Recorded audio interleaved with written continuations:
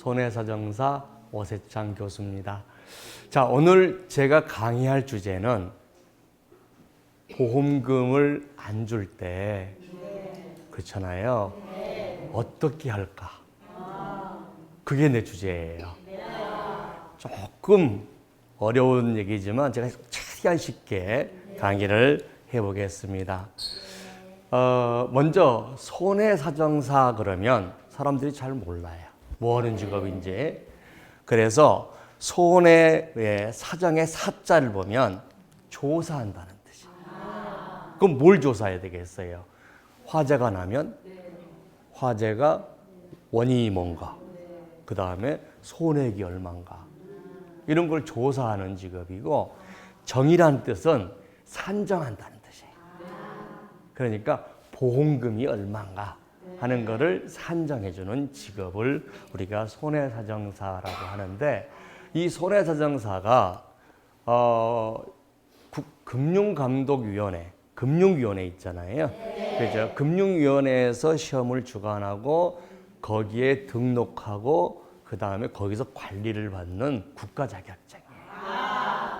그리고 손해사정사가 우리나라에만 있는 게 아니고요.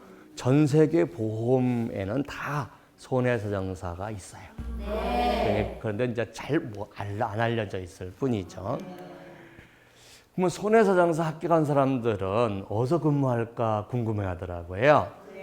첫 번째가, 자, 보험회사에서 이게 이제 일하고 있고, 또 여러분들이 이제 암 진단을 받았거나 뭐 이러면은 이제 보험회사에서 조사로 다닌 사람들이 있어요.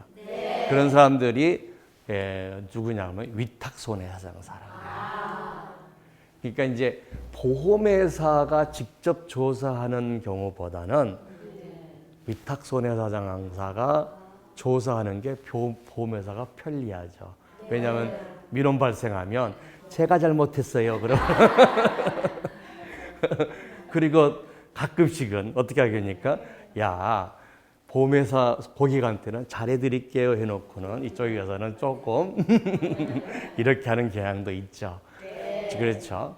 그리고 이제 저와 같은 사람을 뭐라 그러냐면 고객한테 이제 자기 억울합니다라고 해서 이제 하소연할 때 의뢰받아서 하는 사람을 독립손해사정사라고 해요. 그래서 이제 이렇게 세 군데에서 근무를 해요. 자, 제가 이제 한 20년 전쯤 이게요. 40대 남자분이 뇌출혈에 걸렸어요. 그래서 6개월간 식물인간으로 있다가 돌아가셨어요. 근데 그 남자분한테 남겨진 유산이 뭐가 있었냐면, 유산하니까 또 돈 생각하시죠? 2살짜리, 4살짜리, 6살짜리 아이하고 직업이 없는 전업주부하고 빚하고, 그리고 보험증권, 사망하면 2억이 나오는 보험증권 하나가 남겨져 있었어요. 그러면 이 2살짜리, 4살짜리, 6살짜리를 키우고 있는 엄마는 직업을 가지려고 해도 직업을 가질 수도 없는 상황이죠. 애를 어떻게 키우죠? 그렇잖아요. 그러면 유일한 동학줄이 지금 뭐겠어요? 보험이에요. 그런데 보험금 청구했는데 보험금 지급이 거절됐어요. 우리가 40대의 남자가 쓰러져서 활동을 못하거나 돌아가시면 가정에서는요 거의 붕괴예요. 그렇잖아요. 우리가 뭐 남편이 막 돈 많이 쌓아놓고 그런 게 별로 없잖아요. 보험이 유일한 수단인데 거기서 거절돼 버렸다. 그래서 이 여자분은 애를 데리고 친정 어머니도 없고 아버지만 계시는 친정으로 들어갔는데 거기도 경제적으로 어려워요. 그 날마다 우는 거예요. 애를 고아원에 맡겨야 될 상황입니다. 그러면은 사실은요, 엄마가 자기 자식을 키운다는 것이 우리는 일반적으로 평범하잖아요. 당연히 그렇게 해야 되고. 그런데 자기 자식을 못 키울 수밖에 없는 거예요. 내가 버리는 게 아니고 경제적으로 못 키우는 상황이 됐을 때 그 여자의 마음은 어떻겠어요? 찢어지죠. 보험금 거절당하고 친정으로 들어가서 이제 있는 상황에서 저하고 한 6개월쯤 후에 만났어요. 근데 보험금 지급 거절할 사유를 보니까 직장에서 건강검진을 했는데 거기서 혈압이 높았다는 거예요. 그러니까 이제 고혈압이 있는데 너는 보험 가입하기 전에 고혈압 진단받은 거를 고지 안 했기 때문에, 안 알렸기 때문에 못 주겠다는 거예요. 제가 맡아서 판례를 다 뒤져보니까 자, 고혈압이 그때그때의 건강에 따라서 혈압이 계속 바뀌잖아요. 그죠? 그 다음에 이분이 고혈압 진단을 받았던데 이게 어떻게 통보됐는지도 애매모호해요. 왜냐하면 자기가 병원에 가서 진단을 받았으면 의사가 고혈압입니다 라고 할 건데 이게 이제 우편으로 통지되니까 그 다음에 고혈압 진단을 받았는데 그 이후에 치료 전력이 전혀 없어요.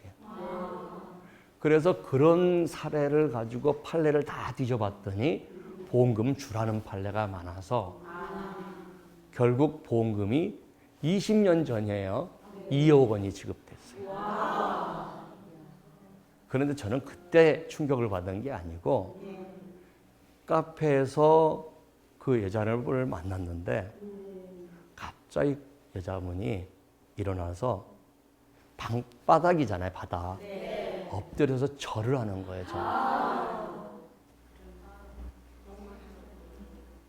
그러면서 말씀하시는 게요. 보험금 받아주어서 고맙습니다가 아니고 제 아이를 제가 키울 수 있게 해줘서 고맙습니다. 제 아이를 제가 키울 수 있도록 하나님의 아버지 이 사람을 보내줘서 고맙습니다. 돈을 받아줘서 고맙다는 게 아니고요. 엄마가 아이를 키울 수 있다는 것은 당연한 거 아니에요? 네. 보험이 이런 거라는 거예요. 그때 제가 받은 희열, 그냥 수고했습니다라고 수술해주고 끝났으면 아무런 감동이 없었는데 그 40대의 그 주부님이 이 공개된 장소에서 엎드려서 절을 한단 말이에요. 그 감격과 희열이 저한테 그 이후로는 야, 내가 보험금 지급을 거절하는 사건에 좀 더 많은 공부를 해야겠다. 그래서 대학을 저는 경제학을 나왔는데 그때 그 이후로 방통대법대 1학년 들어갔어요. 그래서 경희대학교에서 법학으로 석박사를 했어요. 오늘 주제는 우리가 이제 개인적으로 보험을 가입하는 상해보험이나 질병보험이나 사망보험에서 보험금 지급 거절 사유가 굉장히 빈발하고 있어요. 근데 왜 빈발할까? 그러면 어떻게 그걸 처리할까? 이런 것들을 한번 해보는데, 자, 보험회사가, 자, 암 진단을 받았는데 4천만 원을 청구했더니 보험회사가 거절해버리고 소송을 제기해요. 그러면 변호사 찾아가면 착수금 내야 되는데 이긴다는 보장도 없잖아요. 한번 생각해보세요. 500만 원, 700만 원 착수금 달라 그러면 이긴다는 보장도 없는데 선뜻 소송을 응수 안 한단 말이에요. 그러니까 안 가버리면 패소해요. 안 가버리면. 그래서 또 보험회사가 예를 들어서 4천만 원이라는 돈을 줄 걸 대법원까지 가서 졌다 하더라도 4천만 원이에요. 그리고 우리가 보험회사가 당연히 줘야 될 건 주겠죠. 그런데 예를 들어서 분쟁이 있는 사건에 대해서, 그죠? 분쟁이 있는 사건에 대해서 우리가 소송률이 많고 보험금 지급 거절 사유가 많은 거예요. 교통사고 나서 사망했는데 보험에 아무런 문제가 없으면 다 줘요. 그런데 아까 같이 고지의무 위반이 애매모호하거나 이게 암 진단을 받았는데 시기가 애매하거나 그러면 이런 거를 보험회사가 일단 지급 거절해 놓고 그 다음에 어떻게 응수하는가 본단 말이에요. 제가 보험회사에 가도 그래요. 왜? 보험회사에서 돈 받는데 내가 적극적으로 막 찾아서 준다. 이거는 사실 우리나라 실정에 맞지 않죠. 일단은 보험회사에서는 이건 애매한 사건이다. 그러면 보험금 거절해 놓고 이제 법원에서 싸워보자. 또는 전문가들하고 싸워보자. 아니면 계약자가 네가 다른 증거를 가져와 봐라. 이래야 또 검토를 하겠죠. 그게 당연한 거죠. 근데요, 보험은 어려워요. 왜 어렵냐면 매년 바뀌어요. 약관이. 그리고 보험회사마다 약관이 달라요. 민법은 법 하나니까 법률가들이 그것만 공부하면 되는데 이건 보험은요. 내가 예를 들어서 사망했는데 98년 약관, 그 계약, 2000년 약관, 2002년 약관, 2010년 약관이 있으면 그것도 보험회사마다 다르면 그걸 다 약관을 찾아서 공부를 해야 되는 거예요. 그런데 또 의학 지식이 필요해요. 질병으로 죽으면 어떻게 의를 죽었느냐. 어떨 때 보면 저도 의학을 30년간 계속 공부하고 있는데도 불구하고 처음 듣는 병도 있어요. 그럼 그거 찾아서 의사한테 물어보고 이렇게 해야 되는 거예요. 그거 어렵죠. 그러니까 어떻게 돼요? 전문가를 찾기가 쉽지가 않아요. 우리가 예를 들어서 전세금 못 받았다 그러면 아무 변호사한테나 가서 상담해도 되는데 이게요, 보험금 못 받으면 가서 아는 삼촌의 이게 친구가 변호사에서 갔어요. 그럼 물어보면 저는 보험 전문 아닙니다. 전문가를 찾기가 쉽지 않다는 거예요. 그러다 보니까 이게 보험금을 거절하는 사유가 많다는 거죠. 물론 아다겠지만 반드시 보험금 반드시 줘야 되는 건 다 줘요. 애매모호하고 분쟁 있는 사건에 대해서 그렇다는 거죠. 자, 그러면 우리가 이제 첫 번째 어떻게 대응할 건가 하는 거 볼게요. 먼저 여러분들이 보험 많이 가지고 계시는데 보험 보면 증권만 가지고 있어요. 내가 처음에 가입할 때 쓴 청약서라고 있어요. 그거를 안 가지고 계세요. 그걸 주면은요, 다 버리고 증권만 가지고 계시거든요. 근데 청약서에 고지 내용이라든가 이런 많은 내용이 남아 있으니까 청약서가 없으면 청약서를 달라 그러면 줘요, 보험회사가. 두 번째는 보험금 지급이 거절됐잖아요. 그러면 반드시 왜 거절됐는가를 하면은 말로 설명해 주거든요. 근데 계약자인 비전문가가 막 법률 용어 섞어가고 보험 용어 섞어가고 의학 용어 섞어서 얘기하면 뭔 말인지 몰라요. 그러니까 반드시 서면으로 달라고 그래요. 우리 보험업법에 보면 지급을 거절했을 때는 계약자가 원할 때는 서면으로 그 근거를 대라고 그랬어요. 그 다음에 두 번째는 보험회사가 어떤 의료 자문을 받았더니 법률 자문을 받았더니 내가 지급 거절됐다라고 하면 그 법률 자문이나 의료 자문을 받은 것을 달라고 그러세요. 이걸 달라고 하고 그걸 가지고 법률가들하고 상담을 해야지. 그냥 보험금 못 받았어요 라고 하면요, 법률가들이 잘 판단이 안 돼요. 그렇잖아요. 그러면 이런 의료 자문 결과나 이거를 잘 보험회사가 안 줬는데요. 2018년에 정부가 만약 의료자문이나 이런 걸 받은 거 있으면 계약자가 원할 때는 다 줘라고 해서 지침을 내려놨으니까 줘라 하면 다 준다고요. 그리고 이제 여러분이 인터넷을 찾았든지 전문가를 찾아서 그런 자료를 가지고 가서 상담을 해야 여러분들이 그래도 원하는 상담이 나오는데 그냥 보험회사가 지금 거절했는데 왜 거절한지를 몰라요. 그럼 어떻게 상담하겠어요?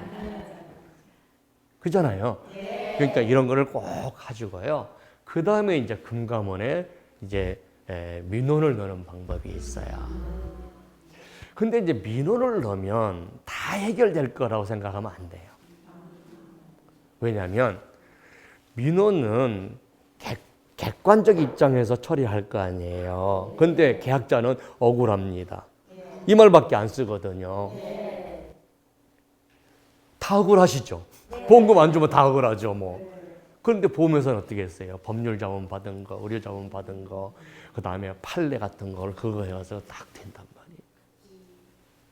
그러니까 금감원에 민원되면 다 해결된다는 게 아니라 그러면 이제 보험회사가 제시한 자료를 금감원에다가 요구를 하면 줘요.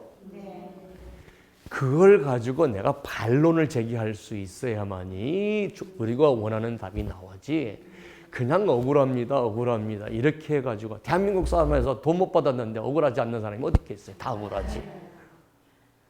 그러니까 그런 대응을 우리가 해야 되고 그런 자료를 가지고 상담을 해요. 그리고 뭐 민원을 갈 때도 예를 들어서 그런 전문가들하고 상담하고 그러고 갖고 가야만이 된단 말이에요.